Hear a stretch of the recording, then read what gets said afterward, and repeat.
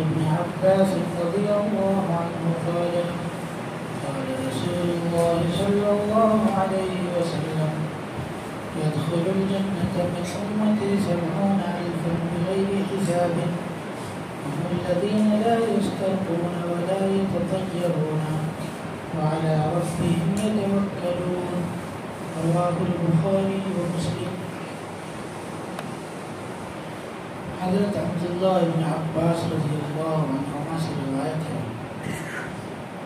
کہ رسول اللہ صلی اللہ علیہ وسلم نے ارشاد فرمایا میری امت میں سے 70,000 بغیر حساب کے جنت میں جائیں گے. 70,000 لوگ. کون لوگ ہوں گے؟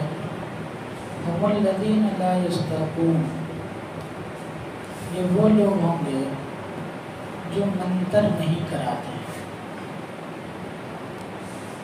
ولا يتطيرون، اور بدشگونی نہیں لیتے، وعلى ربهم يتوکلون، اور اپنے پروردگار پر توکل کرتے ہیں، بھروسہ کرتے ہیں. تو جس زمانے میں اللہ کے رسول صلی اللہ علیہ وسلم اس دنیا میں بھیجے گئے تھے تو عربوں میں بہت سی برائیاں اس وقت پائی جاتی تھیں. ان میں سے ایک برائی یہ بھی تھی کہ جب وہ لوگ خود یا ان کے بچے بیمار ہوتے، دکھ درد میں مبتلا ہوتے، تو اس وقت وہ لوگ منتر کرنے والوں سے منتر کراتے تھے، جھاڑ پھونک کراتے تھے، اور وہ یہ سمجھتے تھے کہ جھاڑ پھونک کرانے سے یا منتر کرنے سے یہ بیماری کیا ہو جائے گی، ختم ہو جائے گی. اور اس زمانے میں چونکہ جو کلمات تھے جھاڑ پھونک کے وہ کفر و شرک پر مشتمل ہوتے تھے اور انہی کو وہ نفع نقصان کا ذریعہ سمجھتے تھے، تو اس لیے اس سے منع کیا گیا. دوسرے یہ کہ جب وہ کسی کام کا ارادہ کرتے ہیں جس میں نفع اور نقصان، ہار جیت دونوں کا احتمال ہوتا تو شگون لیتے تھے. جیسے اگر بلی نے راستہ کاٹ دیا تو یہ ہو جائے گا، یا الٹا چلے گی تو کچھ اور ہو جائے گا. ایک تھیلی رکھتے تھے، اس تھیلی میں سے کسی تھیلی میں نام لکھتے جس کے معنی یس کے آتے ہیں، کسی میں لا لکھتے اس کے معنی نو کے آتے ہیں، اور پھر وہ تھیلی کے اندر اس لکڑی کو یا کاغذ کو وہ کر دیتے تھے، کام نکالتے تھے. اگر نام والا نکلتا تو اس کام کو کرتے تھے، لا یا نو والا نکلتا تو نہیں کرتے تھے. تو یہ سب طریقے ان لوگوں نے اختیار کر رکھے تھے. تو اس سے بھی منع فرمایا گیا کہ یہ نہیں کرنا چاہیے، اور اس کے مختلف انداز میں حضور نے مذمت فرمائی. کیونکہ بیماری اور تندرستی اور نفع اور نقصان یہ صرف اور صرف اللہ کے ہاتھ میں، کسی اور کے ہاتھ میں نہیں. اللہ ہی شفا دیتا ہے، وہی زندگی دیتا ہے، وہی موت دیتا ہے، وہی نفع نقصان کا مالک ہے. وعلی ربہم یتوکلون، اور اسی پر بھروسہ کرتے ہیں. تو یہ لفظ جو توکل کا لفظ ہے، توکل کسے کہتے ہیں، توکل کی حقیقت کیا ہے؟ توکل سمجھ لیجیے. ایک صحابی نے حضور صلی اللہ علیہ وسلم سے دریافت کیا، اللہ کے رسول میں اپنی سواری کو باندھ دوں پھر اللہ پر توکل کروں، یا کھلا چھوڑ دوں پھر اللہ پر توکل اور بھروسہ کروں؟ حضور نے فرمایا اعقلھا وتوکل، باندھ دو اور پھر بھروسہ کرو. کرنے والی بات تو صرف اللہ کی ہے. جیسے آپ کے گھر میں نل میں پانی آتا ہے تو نل جو ہے وہ صرف پانی آنے کا راستہ ہے. براہ راست خود نل کے اندر یہ صلاحیت ہے کہ وہ پانی پہنچائے نہیں ہے، اس میں تو پانی کہیں اور سے آتا ہے. لیکن نل کیا ہے؟ ایک ذریعہ ہے، ایک راستہ ہے، اس سے زیادہ اس کی کوئی حیثیت نہیں ہے. تو اسی طریقے سے جن راستوں سے ہمیں رزق ملتا ہے وہ صرف کیا ہے، جیسے نل ہے اور اس راستے سے پانی ملتا ہے، تو اسی طریقے سے ہم نے جن راستوں کو اختیار کیا ہوا ہے اس کی حیثیت وہی ہے. باقی دینے والی ذات کس کی ہے؟ وہ اللہ ہے، اللہ دیتا ہے. لیکن یہ بھی ضروری ہے کہ اس راستے کو اور اس سبب کو اختیار کیا جائے. سنت حضور نے فرمایا کہ سبب کو اختیار کرنا یہ سنت ہے حضور صلی اللہ علیہ وسلم. لیکن سبب پر یقین رکھنا یہ غلط ہے. یقین اللہ کی ذات پر ہونا چاہیے. یہ فرق آپ سمجھ لیں گے تو بہت سی غلط فہمیوں سے نجات مل جائے گا. بہت سے لوگ اللہ پر یقین کا مطلب یہ سمجھتے ہیں کہ اللہ پر یقین کا مطلب یہ ہے کہ سبب کو اختیار ہی نہ کیا جائے.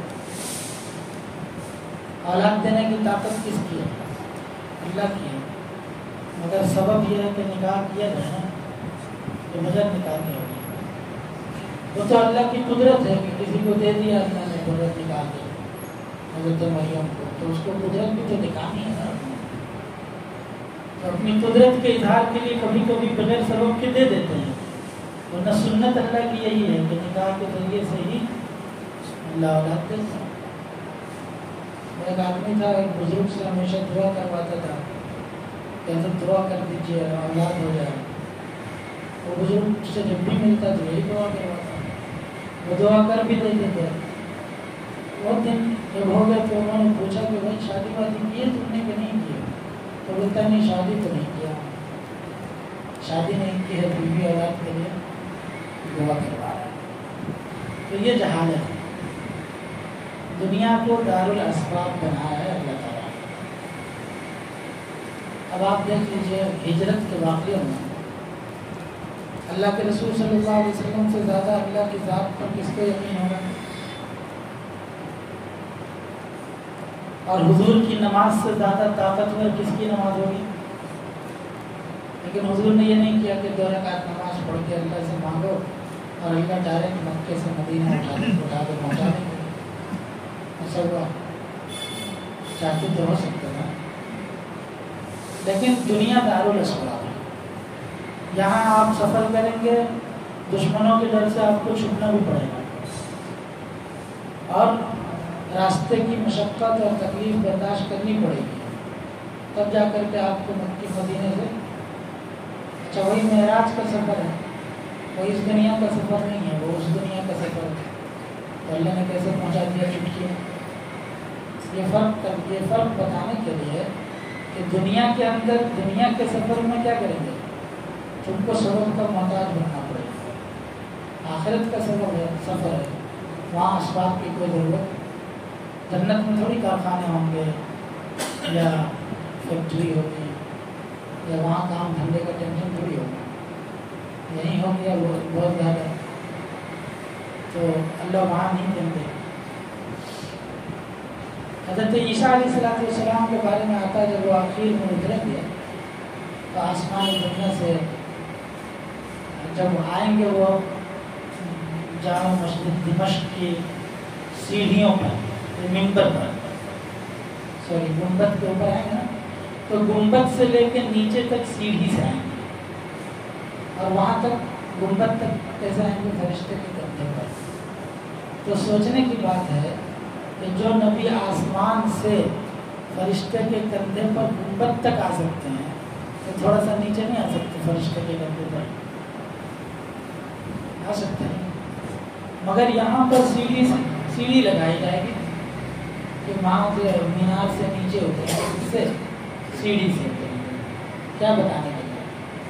یہ دنیا ہے، یہاں تو سبب کو اختیار کرنا پڑے گا. بغیر سبب کو اختیار کیے ہوئے کام نہیں چلے گا.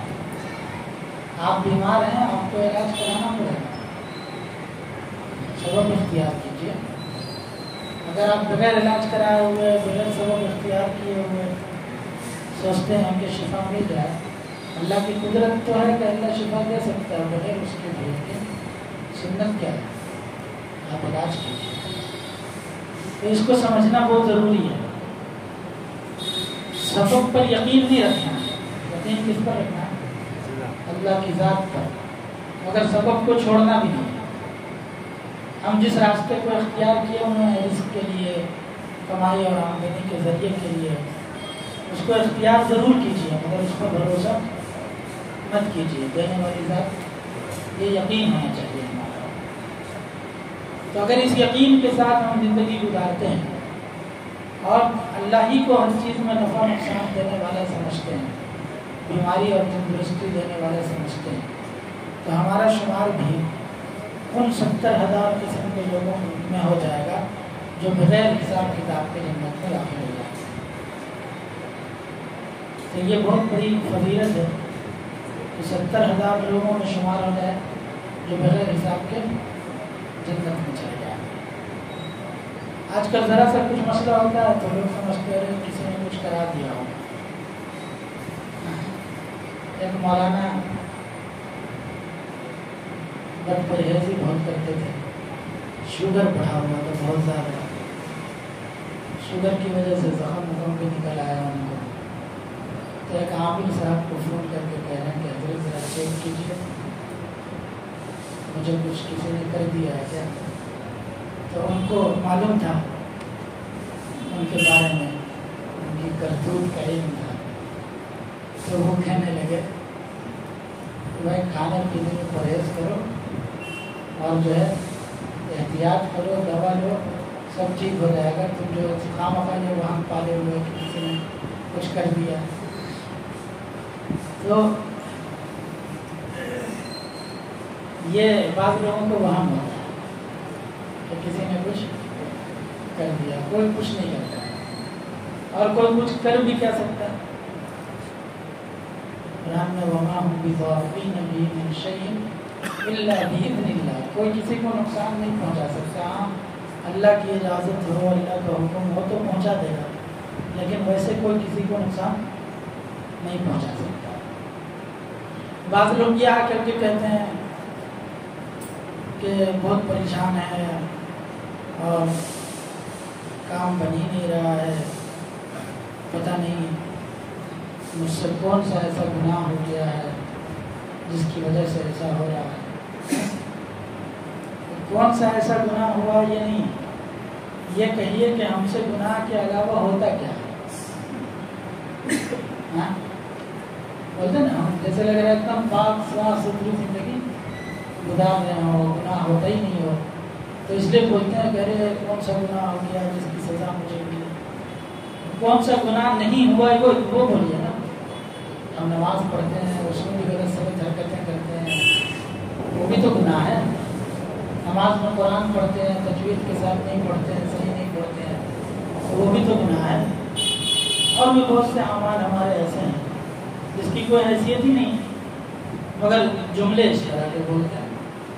تو مصیبتیں اور تکلیفیں گناہوں سے آتی ہیں اور آدمی سمجھتا ہے کہ کسی نے کچھ کرا دیا، اور اس کا حل یہی ہے کہ توبہ استغفار کیا جائے، اللہ سے معافی مانگی جائے۔ اور ہم جیسے لوگوں کے پاس لوگ آتے ہیں تو ہم لوگ بولتے ہیں کہ بھائی نماز پڑھو، استغفار کرو، 1000 مرتبہ کم سے کم روزانہ۔ تو بولتے ہیں اتنے بڑے مولانا ہو کے کچھ آتے ہی، مطلب ایسا منتر مارنا چاہیے کہ ان کو کچھ نہ کرنا پڑے، آپ کچھ کر کے دے دیجیے اور ہمارا کام ہو گیا۔ ہم کیا کر کے دیں گے بھائی؟ ہم تو وہی نسخہ بتائیں گے جو قرآن حدیث میں ہے۔ اللہ یہ کہ ہمیں کچھ لوٹنا ہوتا تم سے تو کچھ بتا دیتے، لیکن وہ کرنا نہیں ہے۔ تو بہرحال اللہ پر بھروسہ